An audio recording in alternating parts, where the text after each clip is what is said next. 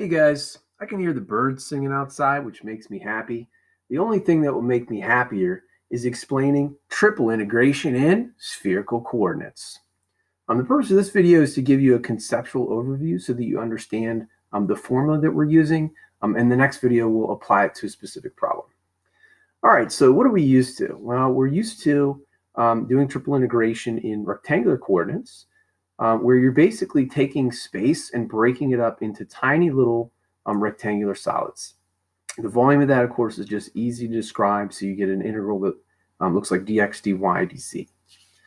Here we're doing the same thing, but instead of using rectangular solids, we're partitioning space, or partitioning a solid, into tiny little spherical wedges, like this one shown in the diagram. All right, so the goal is to figure out how to describe the volume of this spherical wedge, and then we'll have a formula that we can use for triple integration in spherical coordinates. All right, let's do it.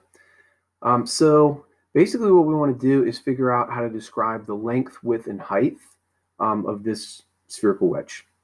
All right, so let's take it one thing at a time. So as we know, rho is the distance from the origin to a point, so this is rho. And then the change in rho is shown right here. So that's the easiest one to describe. This is d rho, period. All right, second, phi, as we know, is the angle formed with the positive z-axis. So this is phi right here. And so the change in phi with this wedge goes from here to here. So this is d phi right here.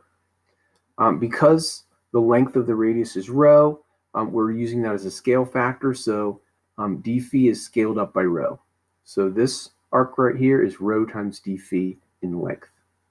All right, and that leaves us with this component still to describe. In order to see this one, it's useful to focus down here at this part of the diagram. So picture this being mapped over to here, being mapped down to here. Okay, and to see that this is rho sine phi, it's useful to kind of project to this segment right here. Okay, this segment right here is opposite from phi, so you would use sine phi scaled up by rho. So its length is just rho sine phi, and those are parallel, so those have the same length. All right, so you have rho sine phi as the length of the radius. The angle is d theta, so the arc length is d theta times rho sine phi for this, and for this. Rho sine phi times d theta. All right, now that we've broken it down into components, we put all the pieces together. We just take the length, width, and height of the wedge, which is approximately a rectangular solid. So we just multiply the three components together to get the volume. So length times the width times the height equals the volume. Here we've just shuffled things around a little bit. There's two factors of rho, one of these, and then one of each of these. All right, so this is the formula that you'll see in the formula for triple integrals with spherical coordinates. And now you should hopefully understand why it looks the way that it does. The last thing I want to call attention to that I think you'll find interesting and will give you some insight into triple integration with spherical coordinates is the material in figure 11. This pertains to example 4 in the text, where you're finding the volume of a hemisphere sitting on top of a cone.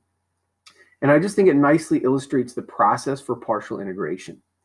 So as you know, when you do a triple integral with partial integration, you're taking two of the variables and holding them constant and just integrate with respect to the third.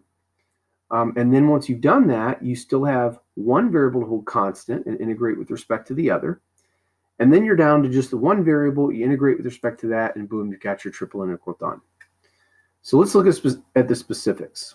So here we're holding the angles constant, only rho is varying.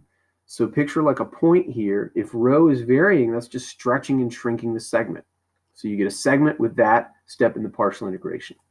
If you take that segment and let phi vary, so phi again is that angle with the positive z-axis, you're taking that segment and letting the angle change, so you get this circular wedge right here. If you then take that circular wedge and let theta vary, that's going to spin it around the pole, and you can see you've got a line segment and a circular arc, which are just being rotated around. So you get this wonderful solid of revolution The arc forms the hemisphere, the line segment forms the cone, and so that completely fills up this solid right here. I hope that this video helped to illustrate the concepts underlying triple integration in spherical coordinates. Hit the like button if it helps, and we'll see you next time where we work through a specific example. See you then.